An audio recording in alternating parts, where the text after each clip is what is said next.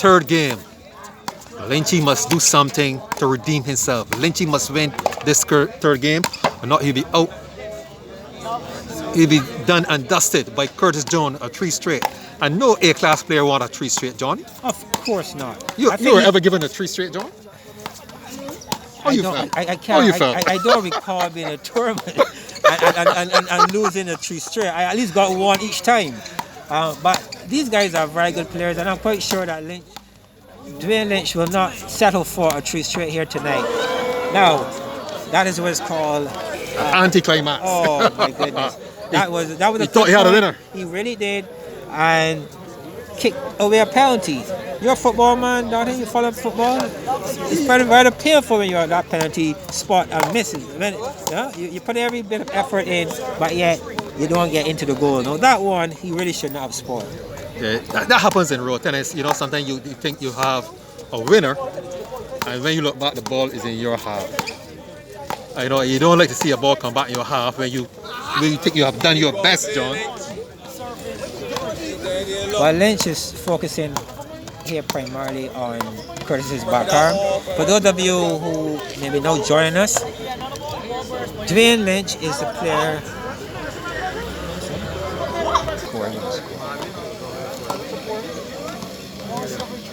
1-3. 1-7-3. Curtis Jones have a 2-point lead. They had a pause there. The ball was burst. Show the vigor and the power at which these guys are stroking the ball here tonight. 4-2 the score. 5-7 to 2. Dwayne will really need to stay close in this third game. He's done well in the first two to take them down to juice games. Nonetheless, he needs to get over the hurdle. He needs to get that winner under his belt to push this into a game 4, 5 maybe. But he needs to start in this game to record some kind of win. Right, there's a new ball on the court, so that it might take a little while to adjust to the pace of the ball. But these guys are professionals. My goodness. I think Curtis could have still keep that ball, keep that point. No, that one he could have allowed, give away quite easily. So your players again, for those of you who know joining us, we have Dwayne Lynch. He's back in the camera in his number 14 shirt. And facing the camera in all black is Curtis Jones, a seasoned A-class player here in Barbados. Right now we have a very good crowd on hand, a healthy crowd. You know, it just shows that person in Barbados follow the game. Even if they don't play it, they come around and they support the players. 9-7-5. Dwayne Lynch is leading in this third game.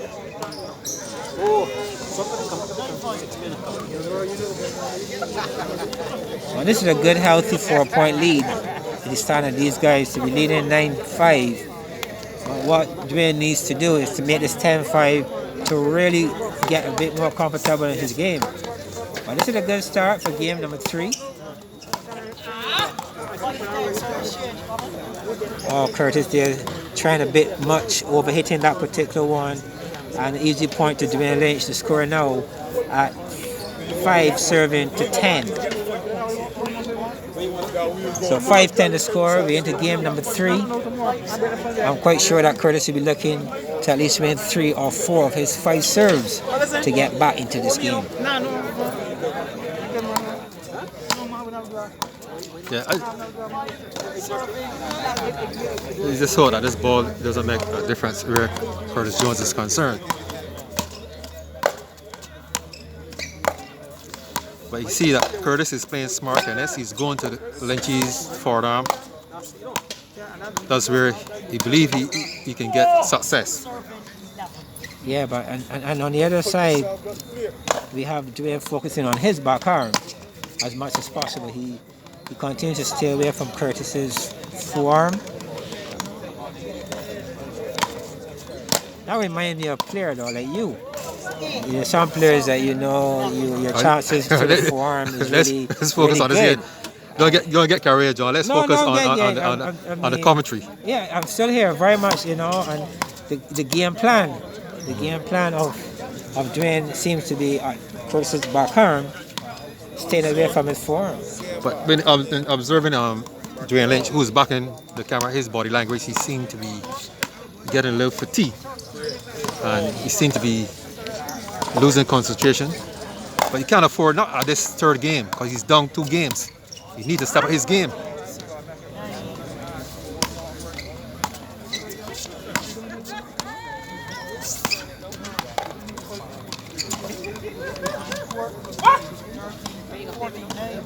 He was caught with his foot in the court. Tito Ellis, one of the best scorers in the business. 14 serving to 9 is the score.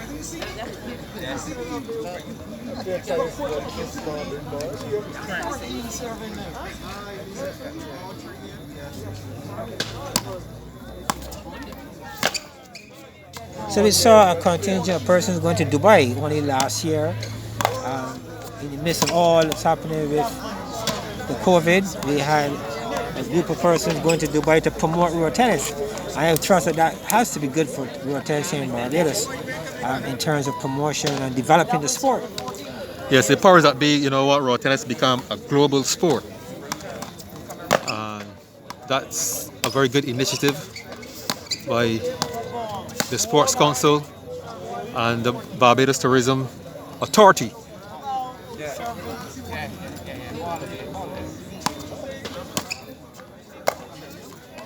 But it's going to take a lot of effort, a lot of hard work, and it's going to take a lot of money for us to take this sport globally. So you need, as you said before, you need some investors, you need some sponsorship to come on board, sponsors to come on board to support the tennis. But I think that what we're seeing here with these challenges is at least keeping the game alive. 40 all. Giving spectators something to look forward to some evenings. Yes, John, you're perfectly right. But initially in this game, Curtis Jones was really behind. His score was at some point in time was 10-15. Curtis Jones, he was, I would say he's off the gas, but then he started to accelerate, and the game 14 all, 16-14. A 16-14 score. Another close game here, game number 3. I think Lynch needs to stay focused if he's going to get this particular game.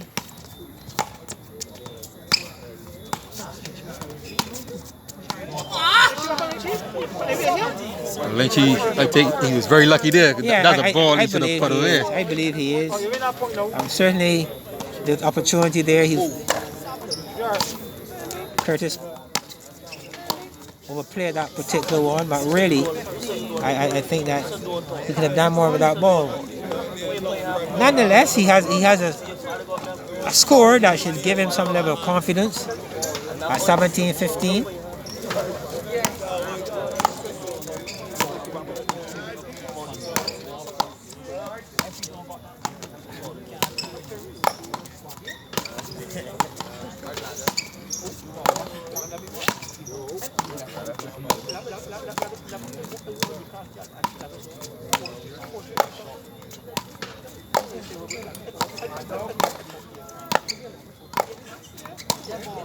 Excellent rally, critical point. That's a very big point in the scheme of things.